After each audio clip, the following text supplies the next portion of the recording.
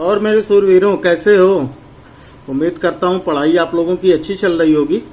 तो आज के क्लास में हम पढ़ेंगे समुच्चय। जैसे क्लास 11 का हम लोग समुच्चय चैप्टर पढ़ रहे हैं, उसमें एक्सरसाइज 1.5 आज पढ़ना है। लेकिन उसके पहले इस चैप्टर की एक खास चीज है वेन आरेख, उसके बारे में थोड़ा सा जान लेते हैं कि ये वेन आरेख होता क्या है, जो कि इस चैप्टर में बहुत ज्यादा काम आने वाला है। और एक बार समझ लेंगे तो आप लोगों को बिल्कुल क्लियर हो जाएगा इस चैप्टर में। बाकी और कुछ ज्यादा दिमाग लगाने की जरूरत नहीं पड़ेगी, बहुत ही इजी लगने लगेगा। लेकिन हम इसमें देखते हैं कुछ पॉइंट्स के बारे में देख लेते हैं। जैसे सबसे पहले देख लेते हैं इंटरसेक्शन के बारे में।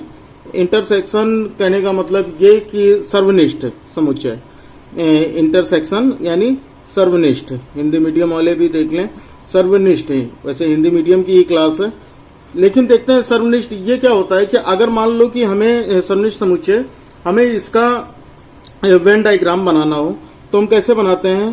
तो सबसे पहले एक आयत होना चाहिए। मेरी आर्ट थोड़ी खराब है तो समझ लीजिएगा। ये एक आयत है, रेक्टेंगल एक बनाना है, और ये है, इसको हम कहते हैं यू। तो ये यू क्यों कहा जाता है? क्योंकि इसमें जितने भी अवयव हैं वो सारे के सारे अवयव होंगे। जैसे समझने के लिए देखो, तो अगर मान लेते हैं कि ए है एक समुच्चय, और उसमें 1 2 3 4 और 5 ये हो गया। दूसरा अवयव बी समुच्चय है, उसमें अवयव है 4 5 6 और ये 7। अब देखते हैं क्या करना है कि अब यहां से अगर हमें ये निकालना हो ए इंटरसेक्शन बी, तो इंटरसेक्शन के लिए देखते हैं इंटरसेक्शन में क्या होता है कि जो चीजें दोनों में मिल रही होती हैं वही इंटरसेक्शन होता है।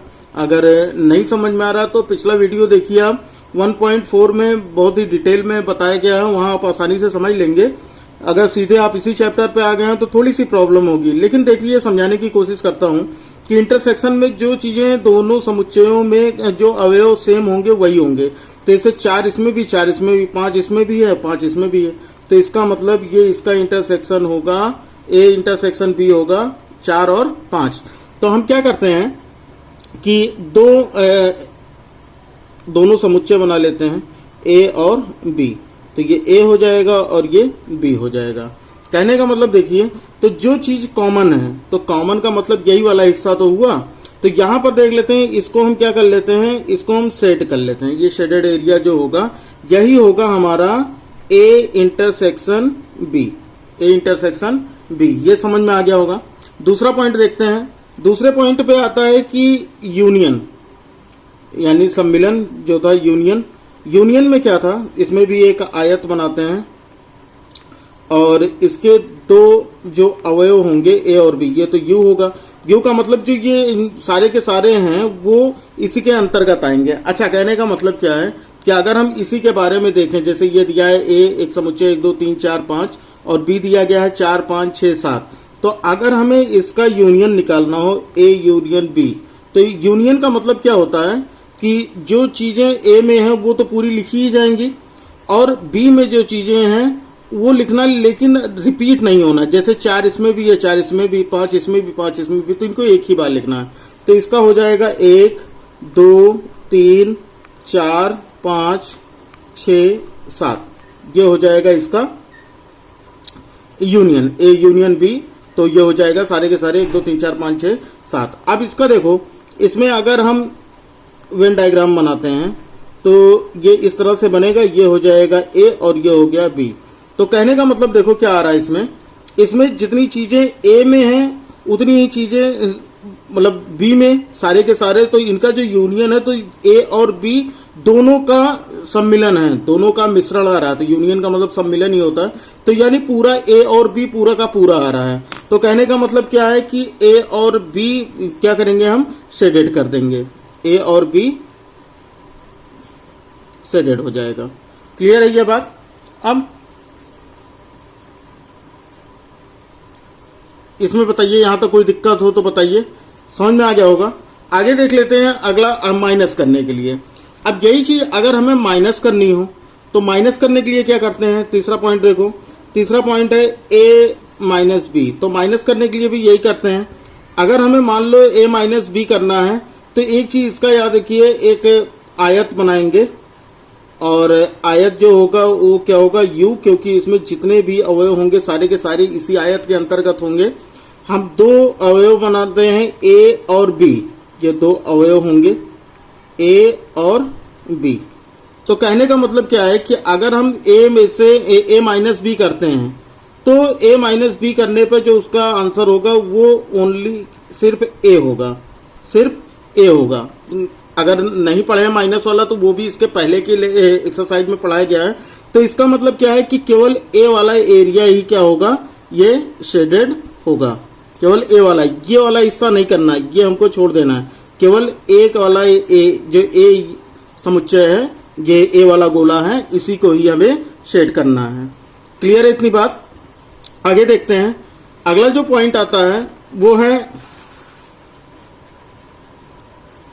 अगर मान लो यही हमको b माइनस ए करना होता, क्या करना हो, b माइनस ए, तो b माइनस ए में क्या होगा, इसका जो आंसर होगा वो क्या होगा, ओनली b होगा, यानी सिर्फ b ही होगा। क्यों? देखो भैया कि अगर मान लो कि ये आयत है और आयत क्या यूनियन है, इसमें a और b दोनों आएंगे, तो ये a हो गया और ये b हो गया, a और b। तो इसका जो आंसर होगा वो क्या होगा, केवल b वाला होगा। तो जो भी आंसर होगा उसको हम क्या करेंगे, शेडेड कर देंगे, केवल बी वाले को। यानी जो आंसर होगा हमारा वही हमारा शेडेड पोर्शन होगा। माइनस करने का तरीका तो आप लोगों को पता ही होगा कि माइनस करने के लिए क्या करते हैं, जैसे मान लेते हैं कि अगर हमारा ए जो है वो कुछ भी इस तरह से करके दिया हो, मान लो 1 2 3 4 5 ही दिया है, 1 2 3 4 5 कुछ भी दिया हो, और बी दिया गया है, ऐसे ही बी दिया गया है, मान लेते हैं 1 और 2, ये हो जाएगा। तो अगर मान लीजिए हमें a माइनस बी करना है तो हम a माइनस बी में क्या है, देखो दोनों में से क्या करना है, a माइनस बी में जो चीजें दोनों में आ रही, जैसे इसमें भी आ रहा है इसमें भी आ रहा है, तो इनको नहीं लिखना है। क्या लिखना है, 3 4 और 5, केवल यही लिखना है। तो कहने का मतलब ये है, जैसे इस वाले पोर्शन में अगर आओ देखो, तो इस वाले पोर्शन में क्या था कि जो गोला बना था इसमें हमने कहा केवल ए होगा, तो यानी जो ये हमारा बच रहा है 1 और 2 वो इसमें आएगा ना, तो इसलिए ये वाला पोर्शन जो बी वाला ये छूट जाएगा और केवल ए वाले मतलब बी वाले में जो भी छूट जाएगा, और जो बचेगा जैसे 2 पोर्शन बचे वो ए वाला आंसर हो जाएगा, वही शेडेड हो जाएगा। तो ये सेम बिल्कुल वही चीज है। क्लियर है? कोई दिक्कत हो तो बताइएगा कमेंट बॉक्स में, और अगर नहीं समझ में आता तो दोबारा से देखिएगा, आसानी से चीजें समझ जाएंगे। नहीं होगा तो अभी एक्सरसाइज में समझ जाएंगे। अगला देखते हैं, ये हो गया चौथा पॉइंट। पांचवा पॉइंट देखो, पॉइंट ये है कि अगर हमें मान लो ए नॉट करना हो या ए कॉम्प्लीमेंट, यानी जिसको कहते हैं पूरक, अगर हमें मान लो कॉम्प्लीमेंट करना, कॉम्प्लीमेंट का मतलब है, पूरक का मतलब क्या होता है, उल्टा, तो ए कॉम्प्लीमेंट इसको बोल सकते हैं या ए नॉट बोलिए। तो यहां पर क्या है कि हम सबसे पहले तो एक आयत बनाते हैं, और आयत जो होगा वो क्या होता है, यू होता है, क्योंकि इसमें सारे के सारे आते हैं। इसमें ए जो होगा, ए का मतलब ये होता है कि इसमें केवल एक ही गोला बनेगा, क्योंकि हमारा एक ही समुच्चय कहा जा रहा है और वो है ए। यहां पर देखो इसका मतलब क्या होता है कि जो ए नॉट है या ए जो भी है, तो यहां पर क्या है कि ए को छोड़ देंगे और जो बचेगा वही उसका आंसर होगा। तो यानी कहने का मतलब होता है, इसका मतलब क्या होता है, इसका मतलब होता है कि u माइनस ए, यानी पूरे में से हमको a को माइनस कर देना है, तो क्या बचेगा, ये वाला हिस्सा बच जाएगा। तो यानी इसको हम क्या कर देंगे, शेडेड कर देंगे। समझिएगा पूरी बात को कि हमें जब भी इसका मतलब क्या होता है, इसका मतलब होता है a, जब भी a आएगा तो इसका मतलब हो जाएगा माइनस ए, तो ये हो जाएगा इसका आंसर। फिर देखो अब यही चीज क्लियर है, यही चीज देखो अगला क्वेश्चन नंबर 6 में देखिए, सॉरी पॉइंट 6 देखिए, क्या अगर मान लो कि ए नॉट का नॉट लगाओ, तब हम क्या करेंगे, ए नॉट, या इसको हम इस तरह से भी लिख सकते हैं, ए नॉट, इस तरह से लिख सकते हैं। तो इसका आंसर हमेशा ए होता है, ये याद रखिएगा, ये हमेशा ए होता है। मान लो कि कोई बी दिया है, बी नॉट नॉट, अब ये हो जाएगा, इसका भी आंसर क्या हो जाएगा, बी हो जाएगा। कहने का मतलब ये है कि अगर मान लो कि ये हमारा एक सेट है, यूनियन है, ये पूरा यू है, तो यहाँ पर हमारा एक सेट है और ए के बारे में बता रहे हैं, तो अगर ये हो जाएगा, नॉट का नॉट होगा तो इसका मतलब हमें केवल आंसर हमारा ए होगा, यानी यहाँ पर क्या करना है हमको, सेट किसको करना है, ए को करना है। ये याद रखिएगा, सेट हमको जो आंसर होगा वही करना है। तो यहां से ये चीजें क्लियर हो सकती हैं। ये बात आ रही समझ में। आगे देखिएगा, जैसे मान लेते हैं कि हम आते हैं क्वेश्चन पे। पहला क्वेश्चन दिया गया है कि मान लीजिए कि यू 1 2 3 4 5 6 7 8 9 दिया गया है। ए दिया गया है 1 2 3 4, बी दिया गया है 2 4 6 8 और सी दिया गया है, ये सारे समुच्चय हैं, उनके अवयव हैं 3 4 5 6।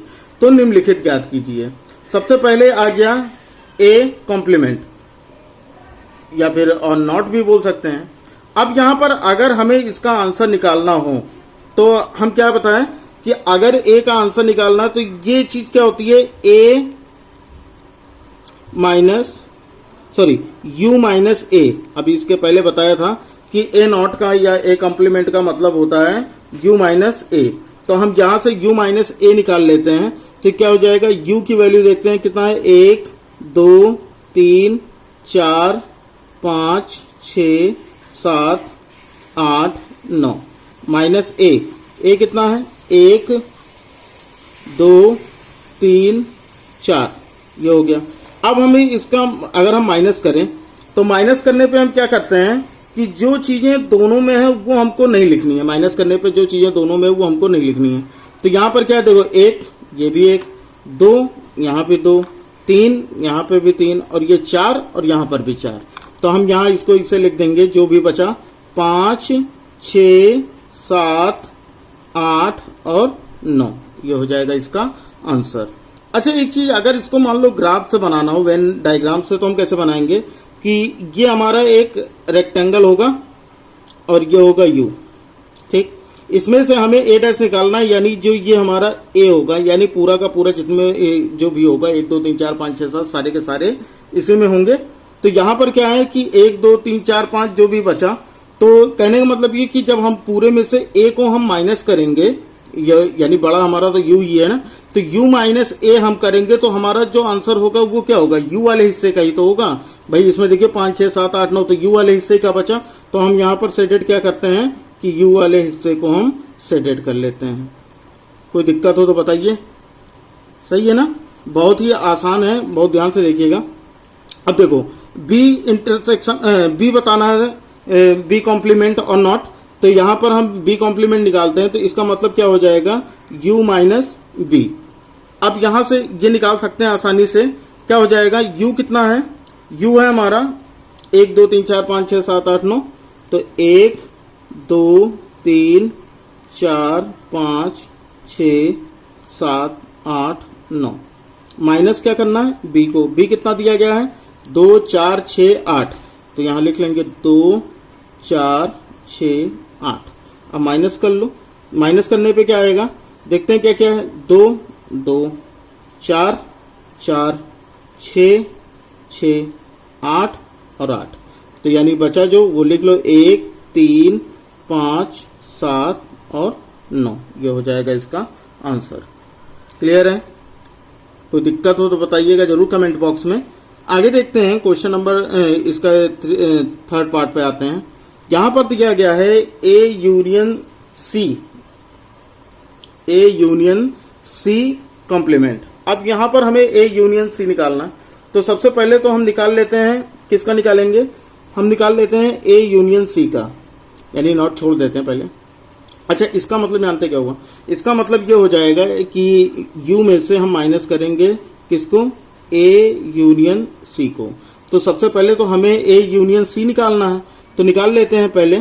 तो ये हो जाएगा A union C is equals to, A दिया गया है कितना 1 2 3 और ये 4, और फिर सी दिया गया है, सी कितना दिया गया है 3 4 5 6, तो यहां लिख लेंगे 3 4 5 और 6।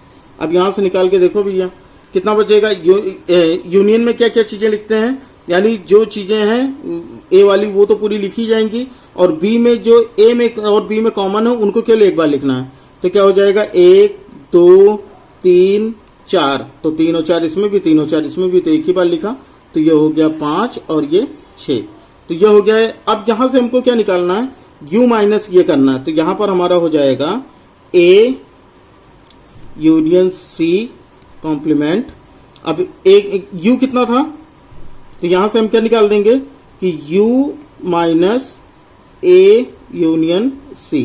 तो u कितना था, u तो पूरा 1 से लेके कितना तक था, 9 तक। तो यहां लिख देंगे 1 2 3 4 5 6 7 8 और 9, ये हो गया पूरा। फिर माइनस करेंगे, ये कितना था 1 2 3 4 5 6, क्या आ गया, तो 1 2 3 4 5 और 6, ये हो गया। अब यहां पर देखो माइनस करना है, तो माइनस में क्या जो चीजें कॉमन है वो नहीं लिखनी है। तो यहां पर क्या हो गया, 1 ये 2 2 3 3, यहां पे 4 4 5 5 6 और 6, तो बचा क्या 7 8 9। तो इसका आंसर क्या हो जाएगा 7 8 9, ये हो गया इसका आंसर। समझ में आ गया होगा। फिर भी देखिए आगे अगला, ए यूनियन बी का होल कॉम्प्लीमेंट। तो यहां पर देखो ए यूनियन, सबसे पहले हम क्या निकालेंगे, ए यूनियन बी निकालेंगे। तो ये करने के देखिए, तो यहां पर हो जाएगा ए यूनियन बी निकाल लेते हैं। ए कितना है, ए है 1 2 3 4, फिर यूनियन बी कितना है 2 4 6 8, ये हो गया। अब यहां से हम देखते हैं क्या क्या चीजें हैं। 1 2 देखो इसमें दोनों में है, तो 1 लिख लिया, 2 दोनों में लिख लिया, फिर 3 लिख दिया, 4 दोनों में है, ये भी लिख दिया। फिर अब यहां देखते हैं, और तो कुछ है नहीं, 6 और 8 है, तो 6 और 8 भी लिख दिया। क्लियर है। अब देखो, अब यहां से हम निकाल लेते हैं ए यूनियन बी का होल कॉम्प्लीमेंट। तो ये हो जाएगा u minus A union B. तो u जितना भी है कितना, 1 2 3 4 5 6 7 8 9, पूरा लिख लेते हैं। 1 2 3 4 5 6 7 8 और 9 माइनस, अब ये ए यूनियन बी जितना है ये लिख लो, 1 2 3 4 5 नहीं 5 नहीं 4 6 और 8, ये हो गया। अब इसमें से देखते हैं क्या क्या चीजें हैं जो माइनस करना, तो जो कॉमन वो नहीं लिखना। 1 2 3 4, तो 1 2 3 4 ये नहीं लिखना है। फिर यहां पर आ गया, ये भी नहीं लिखना है। फिर 6 इसमें है, इसमें भी है। फिर 8 है इसमें, तो ये 8 हो गया। यानी हमारा बचा क्या, 5 5 7 और 9। चलिए आगे देखते हैं, समझ में आ गया होगा। अगला देखो, अगला क्वेश्चन दिया गया है ए कॉम्प्लीमेंट का होल कॉम्प्लीमेंट।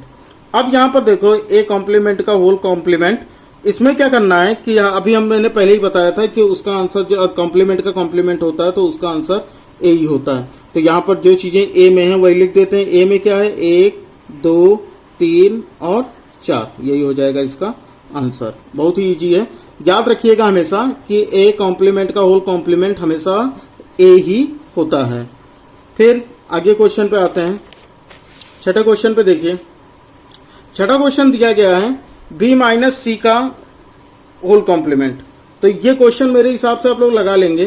क्या करना है कि सबसे पहले तो हम बी माइनस सी निकालते हैं। तो बी माइनस सी निकाले, बी कितना दिया था क्वेश्चन में, देखिए बी कितना दिया था, बी दिया है 2 4 6 8 और सी दिया है 3 4 5 6। तो 2 4 6 8, पहले 2 4 6 8 माइनस, फिर सी कितना दिया गया है 3 4 5 6, तो ये हो जाएगा 3 4 5 और 6। फिर देखिए दोनों में माइनस करना है, तो इसका मतलब क्या है कि जो चीजें हमारे लिए कॉमन है वो हमको नहीं लिखना है क्योंकि माइनस करना है। तो ये 4 है और ये 4 भी है, यहाँ पे 6 है और ये 6 है यहाँ पे। तो हमारा बचा क्या, 2 3, ये बच गया 2 3, फिर 5 8, 2 3 5 8, ये हो जाएगा इसका बी माइनस सी का आंसर। फिर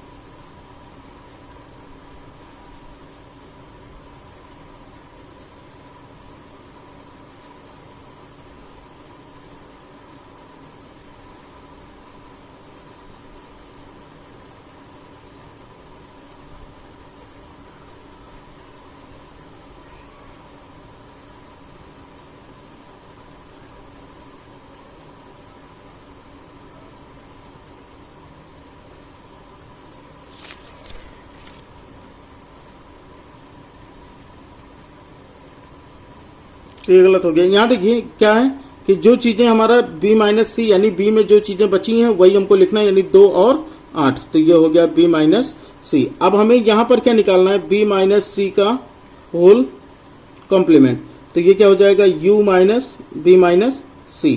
तो हमारा u कितना था, u हमारा पूरा 1 से लेकर कहाँ तक, 9 तक, तो ये लिख देंगे, तो ये हो जाएगा 1 2 3 4 5 6 7 8 और 9। इसी तरह से आपको पेपर में लगाना है। फिर b माइनस सी करना, तो b माइनस सी हो गया 2 और 8। अब देखो इसमें क्या क्या बचेगा, तो 2 यहाँ पर भी है, 2 यहाँ पे भी है, 8 यहाँ पे भी है, 8 यहाँ पे भी है, तो जो बचा है वो लिख लीजिए u में 1 3 4 5 6 7 8 तो कॉमन है, तो ये हो जाएगा 9, तो ये हो जाएगा इसका कर दीजिए। और कोई दिक्कत हो तो कमेंट बॉक्स में बताइए। चलिए देखते हैं अगला क्वेश्चन। क्वेश्चन नंबर 2 क्या दिया गया है कि यदि u जो है वो दिया गया a b c d e f g h, तो निम्नलिखित समुच्चयों के पूरक, पूरक का मतलब वही कॉम्प्लीमेंट, इसका मतलब होता है इसका उल्टा बताना है। तो उल्टा बताने के लिए क्या करना है कि जैसे उल्टा करने के लिए हमें केवल एक सीधी सी चीज होती है कि जब भी a दिया गया है तो हमें a कॉम्प्लीमेंट बताना है, यानी इसका पूरक। तो हम कॉम्प्लीमेंट के बारे में पहले बता दिया कि u माइनस a, यानी जिसका भी कॉम्प्लीमेंट निकालना होगा उसको माइनस कर देंगे a से, u में से। यहाँ पर क्या है, u दिया गया है a b c d e f g और h, ये हो गया। a कितना दिया गया है, a b c। अब देखो इन दोनों माइनस करना, तो माइनस में क्या करना है कि जो चीजें कॉमन हैं वो नहीं लिखनी है, और बाद वाला तो बिल्कुल जो बचा होगा वो भी नहीं लिखना है। तो जो पहले वाले में u में जो बचा बस वही लिख देना है। क्या हो जाएगा d, आप लोग बताइए आंसर, d, फिर e f g और h, ये हो जाएगा इसका answer, d e f g h, ये हो गया इसका आंसर। चलो अगला देखते हैं। इसका जो दूसरा पोर्शन दिया गया है, इसमें दिया गया है b, इसका कॉम्प्लीमेंट बताना है, तो क्या हो जाएगा u माइनस b। u कितना है, a b c d e f g और h, और इसमें से हमको b माइनस करना है, तो b हो जाएगा d e f g। क्या देखना है हमको, क्या चीजें कॉमन है, पहले तो ये देख लो, d है यहाँ पे, e है यहाँ पे, f है यहाँ पे और g भी है यहाँ पे। अब जो बचा u में लिख दो a b c और h, a b c और h, क्लियर है, a b c और h, यही होगा इसका आंसर। फिर थर्ड क्वेश्चन पे आते हैं, बिल्कुल सेम वही है, c का कॉम्प्लीमेंट बताना है, तो ये हो जाएगा u माइनस c। तो u कितना हो जाएगा, a b c d e f g h, फिर c कितना दिया है, a c e और g। अब देखो क्या क्या चीज कॉमन है, a दोनों में है, c है, e भी है और g भी है, तो हम क्या जो बचा u में वही लिख देना है, b बचा, d बचा, f बचा और h बचा, तो b d f और h, b d f h, ये होगा इसका आंसर। चलो लास्ट क्वेश्चन देख लेते हैं, इसका फोर्थ पार्ट देख लेते हैं। क्या दिया है d, तो हमें d कॉम्प्लीमेंट निकालना है, तो ये हो जाएगा u माइनस d। यहाँ पर क्या u दिया गया है, a b c d e f g h, फिर माइनस करेंगे, d कितना दिया गया, f g h और a, तो a यहाँ पर भी है, a यहाँ पे भी है, f है इसमें, f g भी है और h भी है, तो जो सारी चीजें इसमें मिल गई, तो बाकी जो u में बचा है वो लिख दो, b c d e, ये हो जाएगा इसका आंसर। आसान है ना, बहुत ही आसान है। और थोड़ी सी भी अगर मान लो कंफ्यूजन भी होती है तो वीडियो को एक दो बार देखेंगे तो आपको खुद ही क्लियर हो जाएगा कि क्या करना है क्या नहीं करना है, या आसानी से आप लोग समझ जाएंगे, हर एक क्वेश्चन खुद ही करने लगेंगे। खैर देखते हैं अगला प्रश्न संख्या 3। अगर फिर भी कोई प्रॉब्लम होती है तो मैं बार बार कहता हूं कि आप लोग टेलीग्राम चैनल से ज्वाइन हो जाइए, टेलीग्राम बिल्कुल व्हाट्सएप के जैसा ही चलता है। अगर स्टडी के लिए यूज करना है तो व्हाट्सएप से बेटर है टेलीग्राम का यूज।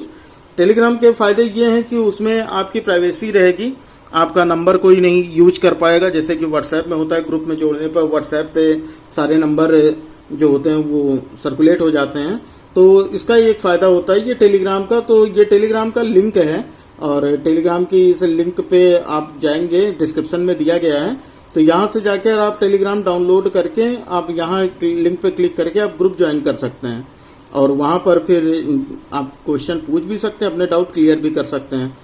चलिए देखते हैं अगला। तीसरा दिया गया है, प्राकृत संख्याओं के समुच्चय को सार्वत्रिक समुच्चय मानते हुए निम्नलिखित समुच्चयों के पूरक लिखिए। पूरक का मतलब क्या होता है? अपोजिट, यानी उसका उल्टा लिखना है। जैसे क्या है कि मान ले पहला क्वेश्चन क्या दिया गया है, पहला दिया गया है x is such that x एक प्राकृत सम संख्या है। मान लेते हैं ये a है। अब हमें क्या निकालना है? इसका a कॉम्प्लीमेंट यानी इसका पूरक निकालना। तो इसका उल्टा, सम का उल्टा क्या होगा? विषम। तो यही चीज हमको यहाँ लिख देना है, x is such that x एक प्राकृत विषम संख्या है। एक प्राकृत विषम संख्या है, ये हो जाएगा आंसर। कोई दिक्कत है? दूसरा देखिए, दूसरा दिया गया है x is such that x एक प्राकृत विषम संख्या है। तो मान लो कि ये क्या है? b है और हमें निकालना क्या है? b कॉम्प्लीमेंट या b डैश, जो भी बोलना चाहें आप बोलिए, जो आपको आसानी लगे। यहां पर ये क्या कर रहा है दूसरे में कि ये एक विषम संख्या है। तो भाई विषम का अपोजिट क्या होगा? सम। तो हम इसको क्या लिख सकते हैं? x कोलन x ये सच दैट x एक प्राकृत विषम संख्या है, विषम संख्या है। अच्छा, एक चीज ये भी है कि ये कैसे हो रहा, कैसे हम पहचानेंगे कि ये मतलब क्या बच रहा है? जैसे हम मान लेते हैं कि दो समुच्चय दिए गए हैं, एक तो ये दिया गया है a बराबर, मान लो कि दिया गया है, क्या कह रहा है पहले क्वेश्चन में सम संख्या है। तो अगर हम सम संख्या देखें तो यहाँ देखो, अगर हम जैसे होता है u, हमें क्या बताना? अपोजिट ही तो बताना है। जैसे अगर मान लो u है हमारी प्राकृत संख्या 1 2 3 4 5 6 7 8 9 10 ऐसे करके ये चलता चला गया। फिर इसमें कहा, इसने a में कहा कि एक विषम सम प्राकृत सम संख्या है। तो यानी ये क्या होगा? 2 4 6 8 10 ऐसे ही तो चलेगा ये। अब हमें इसका a का क्या बताना है? कॉम्प्लीमेंट, यानी इसका अपोजिट हो। तो u माइनस ए अगर हम करेंगे तो इसी में से माइनस ही करना है। 2 यहाँ पर भी है, 4 है, ये 6 है, 8 है और 10 ये कॉमन। तो बचा क्या इसमें u में? 1 3 5 7 9, ये इसी तरह से ये क्या बचेगा? अगर हम देखें इसका कॉम्प्लीमेंट, तो इसका कॉम्प्लीमेंट इसके अपोजिट में देखिए, तो ये सब क्या है? विषम संख्याएं तो हैं। तो बिल्कुल यही सेम चीज यहाँ पर हमको लिखना है। तो ये एक क्या है? प्राकृत विषम संख्या, सम संख्या के लिए यही सेम चीज देखिए। तो यहाँ पर अगर विषम संख्या है तो उसमें से अगर हम सारे के सारे सम संख्याएं निकाल दें, क्या है? सारे के सारे अगर हम सम संख्याएं निकाल दें तो 2 4 विषम संख्या निकालें अगर, तो 1 3 5 7 9, तो क्या बचेंगे भाई? सारे के सारे क्या बचेंगे? सम संख्याएं बचेंगी। तो यहाँ पर क्या है कि एक विषम संख्या है तो उसका अपोजिट क्या हो जाएगा? विषम संख्या। क्लियर है? बिल्कुल कंफ्यूजन बिल्कुल ना रखिए, हर चीजें आसानी से क्लियर हो जाएंगी और पेपर में भी आपको बिल्कुल ऐसे ही लिखना है। ये इस तरह के क्वेश्चन में जो होता है, इसमें कई तरह की चीजें लिखी जा सकती हैं कि अगर मान लीजिए हम कुछ और पढ़ाते हैं और स्कूल टीचर कुछ और पढ़ाते हैं, कोचिंग के सर कुछ और पढ़ाते हैं, तो बिल्कुल कंफ्यूज नहीं होना है। सबके लिखने का केवल तरीका अलग है, बाकी सबका आंसर वही होता है। जैसे चलो देख लेते हैं, जैसे कि दिया है x is such that x संख्या 3 का एक धन गुणज है। मान लो कि ये c है, तो हमें इसका क्या निकालना है? हमें इसका निकालना है कॉम्प्लीमेंट, यानी इसका पूरक निकालना है। तो यहां पर हम क्या लिख सकते हैं कि x 3 का एक धन गुणज है। तो भाई 3 का एक धन गुणज का मतलब क्या होता है कि जो गुणज का मतलब होता है 3 का टेबल। तो यहां पर देखो कि अगर हम 3 का टेबल देखें तो 3 के टेबल में क्या हो सकता है कि अगर हम 3 का टेबल देखो तो 3 6 9 3 चौक 12 3 5 15 3 6 18, यही तो चलेगा। तो अगर हम इसमें देखो ए वाले यू में, तो यहां पर ये 3 गायब हो जाएगा, ये 6 गायब हो जाएगा, फिर ये 9 गायब हो जाएगा। तो कहने का मतलब ये है कि इसमें से सारे के सारे जो टेबल होंगे 3 का पहाड़ा होगा वो गायब होता चला जाएगा। एक चीज तो ये क्लियर हो जाएगी कि इसमें जो और बचेंगे कुछ प्राकृत संख्याएं बचेंगी, तो उन प्राकृत संख्याओं के बारे में लिख देते हैं। क्या हो जाएगा, x क्या बचा, यह हो जाएगा कि संख्या 3 का गुणज नहीं है। x is such that x संख्या, ये कहा, इसने कहा 3 का गुणज है, हमने अपोजिट में कह दिया 3 का गुणज नहीं है, 3 का गुणज नहीं है।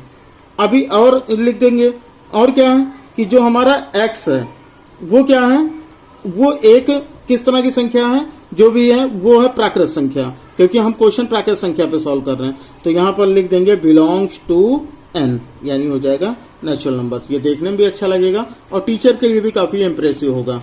अगले क्वेश्चन पे आते हैं। अगला क्वेश्चन है x is such that x एक अभाज्य संख्या है। अब देखो भाई, अगर धन अभाज्य संख्या है तो हम क्या कर सकते हैं कि एक धन भाज्य संख्या है, ये लिख सकते हैं। मान लो कि ये क्या है, ये d है, तो हम d डैश अगर हम निकालें या d कॉम्प्लीमेंट निकालें तो हम लिख देंगे x कोलन x एक भाज्य संख्या है, या लिख देंगे एक अभाज्य संख्या नहीं है, ये भी तो लिख सकते हैं। तो हम यहां क्या लिख देंगे, एक धन एक भाज्य संख्या है, एक भाज्य संख्या है, एक भाज्य संख्या है। और क्या लिखेंगे, अगर भाज्य संख्या है तो एक चीज देखो, एक क्या होता है, एक अगर देखें तो एक भाज्य संख्या या अभाज्य, आप लोग बताइए। तो एक ना तो भाज्य है ना ही अभाज्य है, तो हम इसलिए हम यहां पर क्या लिख देंगे कि x के बारे में, तो ये हो जाएगा, और x यानी x बराबर 1 भी इसमें क्या होगा, इंक्लूड होगा। सही है, क्या है, x बराबर 1 भी इसमें इंक्लूड होगा। यह अभाज्य संख्या, तो हमने इसका अपोजिट लिख दिया भाज्य संख्या, लेकिन एक ना तो भाज्य ना अभाज्य, तो इसमें हमारा x 1 भी इंक्लूड है, यानी x इक्वल्स टू 1 यहां पर हम लिख देंगे। अगले क्वेश्चन पे आते हैं। अगला क्वेश्चन दिया गया है कि x is such that x 3 और 5 से विभाजित होने वाली एक संख्या है। 3 और 5 से विभाजित होने मतलब 3 और 5 जो दोनों से विभाजित होती हो, यानी 3 और 5 से विभाजित होने क्या होगा, 15, 30, 45, 60, इस तरह की जो संख्याएं होंगी वो 3 और 5 से विभाजित होंगी। तो यहां पर देखो कि जो भी संख्या हम या विभाजित होती है तो हम लिख देंगे कोई भी संख्या 3 और 5 से विभाजित नहीं होती है, बस यही जाएगा। इसका अपोजिट मान लेते हैं, ये क्या था, d, इसको हम e मान लेते हैं, तो इसका हमें e अपोजिट निकालना है, यानी e कॉम्प्लीमेंट। तो यहां पर x कोलन x क्या है, x कोलन x की 3 और 5 से विभाजित होने वाली एक संख्या है। तो हम क्या लिख देंगे कि 3 और 5 किसी से भी विभाजित नहीं होती, 3 और 5 किसी से भी विभाजित नहीं होती, विभाजित नहीं होती।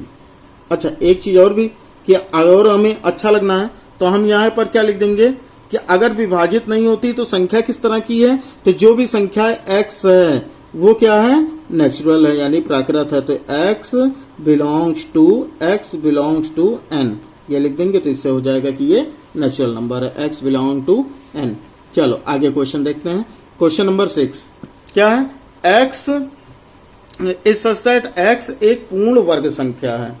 तो भाई अगर ये कह रहा है पूर्ण वर्ग संख्या, हम कह देंगे पूर्ण वर्ग संख्या नहीं है। क्या था, ये मान लो कि f है, तो f डैश क्या हो जाएगा, यानी f complement x colon x एक पूर्ण वर्ग संख्या नहीं है, एक पूर्ण वर्ग संख्या नहीं है। फिर और एक चीज और भी कि हमें x के बारे में बताना, तो x किस तरह की संख्या, एक प्राकृत संख्या, तो x बिलोंग्स टू n, ये हो जाएगा इसका आंसर। क्लियर है, चलिए आगे देख लेते हैं। क्वेश्चन नंबर 7 पे आते हैं। क्वेश्चन नंबर 7 क्या है, x is such that x एक पूर्ण धन संख्या है। मान लेते हैं हम कहां तक पहुंचे थे, f तक, तो मान लो कि ये g है, तो तो हमें क्या निकालना है, जी कॉम्प्लीमेंट। तो हमारा क्या, x is such that x एक पूर्ण घन संख्या है, तो हम क्या कह देंगे कि x एक पूर्ण घन संख्या नहीं है, x एक पूर्ण घन संख्या नहीं है। क्या हो जाएगा, x एक पूर्ण घन संख्या नहीं है, ये इसका अपोजिट हो गया। दूसरी चीज क्या है कि अगर नहीं है तो x क्या है, x बिलोंग्स टू n, यानी ये जो x है वो सारे के सारे प्राकृत संख्या है, क्योंकि हम क्वेश्चन प्राकृत संख्या पे ही सॉल्व कर रहे हैं। चलिए ये क्वेश्चन देखते हैं। इस तरह के अगर क्वेश्चन आए, जैसे बहुपद वाले क्वेश्चन आते हैं, तो बहुपद वाले क्वेश्चन सॉल्व करने का तरीका क्या है कि जो भी कोई आए पहले तो इसको सॉल्व कर लो। जैसे x plus 5 is equals to 8 दिया, तो x plus 5 is equals to 8, तो x इज इक्वल्स टू हो जाएगा 8, ये उधर जाएगा -5, तो x इक्वल्स टू कितना हो जाएगा 3। यानी कहने का मतलब यह इसके हिसाब से, इस समीकरण के हिसाब से x जो है वो क्या है, 3 है। तो हम क्या लिख देंगे, x is colon x is such that x is not equals to 3, यह लिख देंगे कि 3 के बराबर नहीं है, तथा या और x क्या है, एक नेचुरल नंबर है, तो ये लिख देंगे x बिलोंग्स टू n, क्या हो जाएगा इसका नेचुरल नंबर।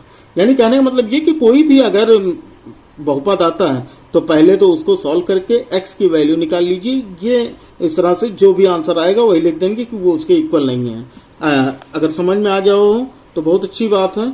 जो लोग एक बार में समझ जा रहे हैं वो तो बहुत बढ़िया है, और लेकिन जो लोग नहीं समझ रहे हैं एक बार में, वो दोबारा से वीडियो देखें और एक एक क्वेश्चन को 2-3 बार सॉल्व करने की कोशिश करें, बहुत ही आसानी समझ में आ जाएगा। अभी टाइम भी है क्योंकि लॉकडाउन अभी तो लंबा चलने वाला है स्कूल वगैरह के लिए, तो उसके पहले ही सारी की सारी तैयारी कर ली जाती है। तो उसी हिसाब से मैं पढ़ा भी रहा हूँ आपको बोर्ड एग्जाम के लिए। तो यहाँ पर देखिए, जैसे 2x plus 5 is equals to 9, तो क्या हो जाएगा, ये हो जाएगा जी था, तो ये h कर लेते हैं और ये h कॉम्प्लीमेंट, ये h और h कॉम्प्लीमेंट। यहाँ पर देखो इस वाले क्वेश्चन में इसको हम मान लेते हैं कि ये i है। यहाँ पर 2x plus 5 is equals to 9, 2x plus 5 is equals to 9, तो क्या हो जाएगा, 2x इज इक्वल्स टू 9, ये उधर जाएगा -5 हो जाएगा, 2x इज इक्वल्स टू 9 - 5 हो गया 4, x इक्वल्स टू हो गया 4/2, तो ये 2 2 जा 4, यानी x की वैल्यू कितनी हो गई 2। अब हमें जो यहाँ आंसर लिखना है तो वही हो जाएगा कि i कॉम्प्लीमेंट, ये हो जाएगा x is colon x is not equals to 2, और x क्या है, एक नेचुरल नंबर है, ब्रैकेट क्लोज। क्लियर है? कोई दिक्कत हो तो बताइए, इसमें कोई दिक्कत नहीं होनी चाहिए। अब देखिए यहाँ पर जो चीजें, जो यहाँ आंसर आएगा, जो भी x की वैल्यू आएगी वही हमको यहाँ पर लिख देना है, x is not equals to. Clear है? अगला देखो, यहाँ पर जो क्वेश्चन दिया गया है ये थोड़ा सा अलग दिया गया। क्या दिया गया है, x is such that x is bigger than और इक्वल टू 7। यानी कहने का मतलब ये है कि जो x दिया गया है वो x की जो वैल्यू है वो या तो 7 है या फिर 7 से बड़ी है, 7, 8, 9, 10 ऐसे करके ये चला जाएगा। हम क्या कह सकते हैं कि इसका अपोजिट क्या होगा, इसका अपोजिट ये होगा, ना तो 7 के बराबर है और 7 से छोटी है, तो ना तो बराबर के लिए कोई साइन तो होता नहीं। तो हम यहाँ पर क्या कर लेते हैं कि आइए तो इसको हम j कर लेते हैं, तो j कॉम्प्लीमेंट क्या हो जाएगा, x is such that x is less than 7, is less than 7। और दूसरी खास बात क्या है कि भाई हम नेचुरल नंबर के लिए सॉल्व कर रहे हैं, तो x जो भी होगा वो क्या होगा, प्राकृत संख्या होगी, नेचुरल नंबर होगा, तो हम यहाँ पर n लिख देते हैं शॉर्ट फॉर्म इसका। अब देखो क्वेश्चन नंबर 11, इतना तो समझ में आ गया होगा। क्वेश्चन नंबर 11 देखिए, क्वेश्चन नंबर 11 में ये दिया गया कि x is such that x, और ये बिलोंग करता है नेचुरल नंबर से। फिर क्या दूसरी चीज दी गई है, 2x plus 1 is bigger than 10। अब यहाँ पर क्या है, 2x प्लस 1 जो हो वो 10 से बड़ा है, तो इसको पहले सॉल्व कर लो। अच्छा ये मान लेते हैं, पहले j था तो ये मान लेते हैं कि ये k है, तो इसको हम पहले सॉल्व कर लेते हैं। क्या है, 2x प्लस 1 बड़ा है 10 से, तो 2x यानी 2x, ये 10 और ये 1 उधर जाएगा तो -1 हो जाएगा, तो x बराबर हो गया 9, तो x बराबर हो जाएगा 9/2। ये समझ में आया, x बराबर हो गया 9/2। यही चीज हमको यहाँ पर लिख देनी है। तो ये हो जाएगा कितना, x is such that x, इसने क्या कहा, ये कह रहा था कि ये बड़ा है, x बड़ा है 9/2 से, तो हम क्या कर देंगे, x छोटा है 9/2 से, x क्या है 9/2 से छोटा है। और दूसरी चीज इसकी खासियत भी बता दो कि क्या, कैसा नंबर है, एक नेचुरल नंबर है। तो ये हो जाएगा इसका आंसर। तो क्लास काफी लंबी हो जाएगी और बोरियत भी लगने लगेगी, तो इसलिए अब क्लास को यहीं रोकते हैं और इसके आगे का जो क्वेश्चन है 4 से लेकर जो भी ये लास्ट तक के क्वेश्चन है वो हम कल की क्लास में सॉल्व करेंगे। फिलहाल जाने से पहले एक बार वीडियो को लाइक कर दीजिए और अगर आप चैनल पर नए हैं तो चैनल को सब्सक्राइब करके बेल आइकन को जरूर प्रेस कर दें ताकि हमारे हर वीडियो की नोटिफिकेशन आपको मिल सके। और एक चीज और भी सबसे खास चीज ये है कि आप ये वीडियो जो है वो अपने फ्रेंड्स में जरूर बांटें, यानी फ्रेंड्स को अपने शेयर करें व्हाट्सएप से या मैसेंजर से या एसएमएस से, इसके लिंक जरूर शेयर करें ताकि उन लोगों को भी ज्यादा से ज्यादा फायदा मिल सके और वो भी आप लोगों के साथ बिल्कुल क्लास की तरह यहाँ पर एक साथ पढ़ सकें, तब भाई पढ़ने का मजा भी आएगा। तो चलिए चलते हैं अगले, और जिन लोगों ने अभी पिछली वीडियो नहीं देखी वो पिछली वीडियो जाकर जरूर चेक कर लें। ओके, फिर मिलेंगे अगले वीडियो में। जय हिंद, वंदे मातरम।